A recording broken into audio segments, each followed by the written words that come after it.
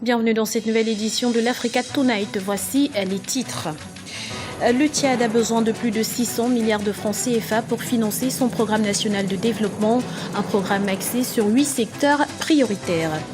Le président tunisien Monsef Marzouki vient d'effectuer une visite d'État de 72 heures au Mali. Accompagné d'une centaine d'hommes d'affaires, il a affirmé son soutien à Bamako dans sa lutte contre le terrorisme. Et la présidente centrafricaine de transition Catherine Samba-Panza est-elle en visite officielle en Guinée équatoriale depuis ce samedi. Une visite de 48 heures pour solliciter le soutien de son homologue, le président Teodoro Obiang-Nguema Mbazogo. Le Tchad se donne les moyens de ses ambitions. Une conférence de mobilisation de ressources pour appuyer le financement de son plan de développement s'est tenue ce samedi à Paris.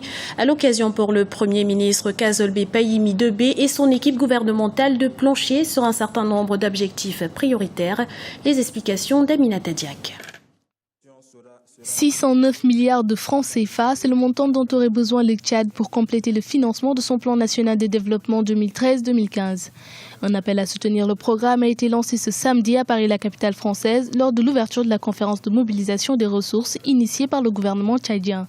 8 secteurs sont concernés, notamment l'agriculture qui bénéficiera d'une bonne partie des ressources mobilisées. Le quinquennat, les 3 premières années étaient dédiées au monde rural. Ce monde rural-là a des attentes.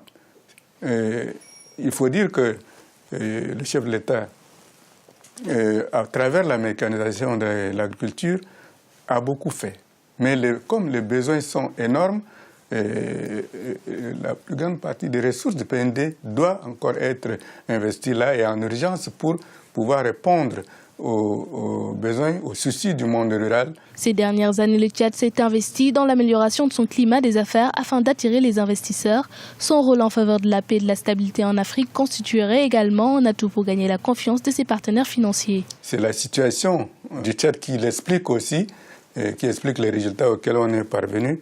Vous avez un pays aujourd'hui assez stable, avec un code d'investissement assez attrayant, avec un climat des affaires qui se veut de plus en plus assaini, avec un effort que nous mettons sur la gouvernance. C'est tout cela qui a contribué aux résultats auxquels on est parvenu. Et puis, nous constituons un verrou important dans le système sécuritaire de toute l'Afrique et nous avons un effort à faire tous pour maintenir la paix. Pour soutenir le développement du Tchad, les principaux partenaires recommandent aux autorités de poursuivre les réformes structurelles et appellent à une gestion maîtrisée des finances publiques. Une meilleure prise en compte des diasporas dans le financement des projets structurants leur a été également suggérée.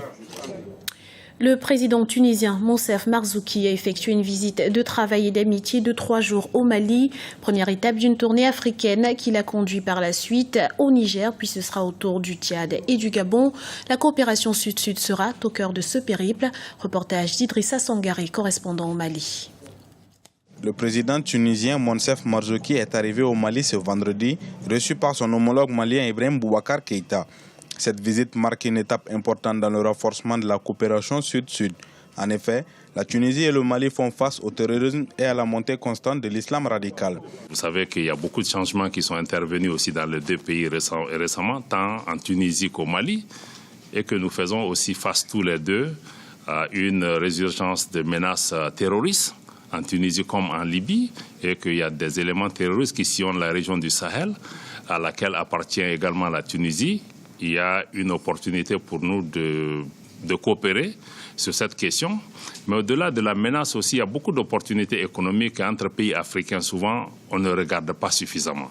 La délégation présidentielle est accompagnée par une centaine d'opérateurs économiques évoluant dans le domaine de l'industrie, de la santé, mais également de l'agroalimentaire. Les échanges commerciaux entre les 2 pays s'élèvent à 15 millions de dollars. Ça représente toute une volonté d'accompagner le Mali dans son redépart sur la croissance. Ça représente également un message fort d'amitié, de confiance dans ce pays que nous aimons. Moi, personnellement, j'étais il y a à peine 3 mois ici, avec une trentaine d'opérateurs. On revient avec une centaine d'opérateurs. Il y a de l'intérêt pour le Mali, il y a de d'intérêt pour la coopération avec le Mali. Le Mali est un pays sérieux, c'est un pays crédible. La visite du président tunisien participe également au développement des échanges culturels entre les deux pays. Par ailleurs, le transfert de compétences des entreprises tunisiennes va permettre au Mali de renforcer sa capacité d'innovation. De son côté, la présidente de transition centrafricaine, Catherine Samba-Panza, est arrivée à Malabo, en Guinée équatoriale, ce samedi pour une visite officielle. Objectif affiché, mener des consultations au niveau sous-régional afin de trouver une issue à la crise que traverse son pays. Voyez ce reportage de notre correspondant en Guinée équatoriale, Serge Kofi. C'est la première visite de la présidence centrafricaine en Guinée équatoriale depuis son élection à la tête du pays en janvier 2014. La présidente de la transition est arrivée à Malabo ce samedi pour une visite d'État de 24 heures. La présidente Catherine Samba-Panza est venue présenter la situation sécuritaire et humanitaire qui prévaut dans son pays afin de mobiliser encore plus pour la cause de la RCA.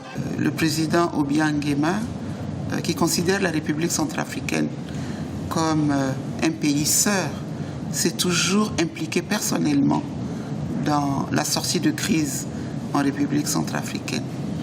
Je suis venu ici en visite officielle, mais surtout pour bénéficier de son expérience de 30 ans de pouvoir.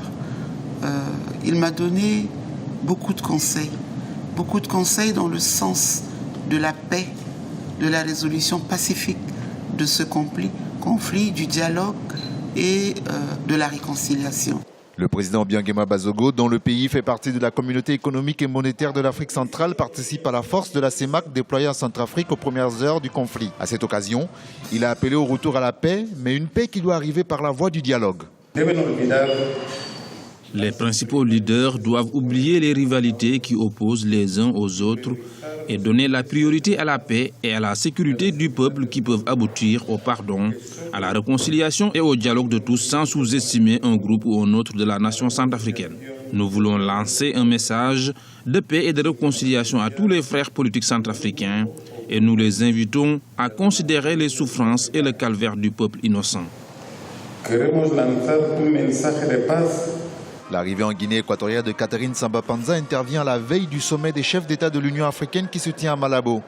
Elle n'y participera pas. Son pays est suspendu de l'organisation, mais la situation en RCA sera certainement débattue lors des travaux.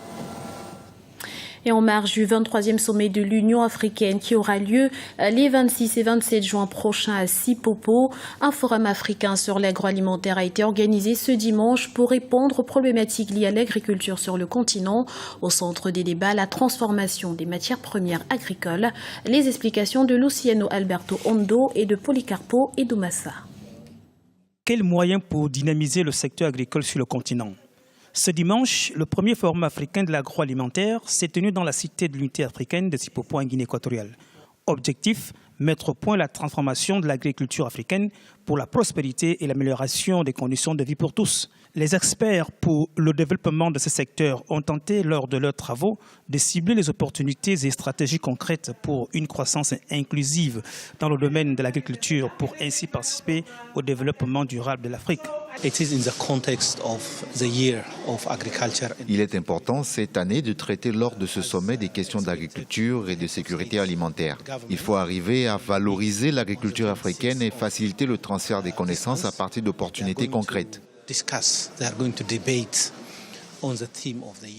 Le secteur privé en Afrique doit tenir un rôle majeur.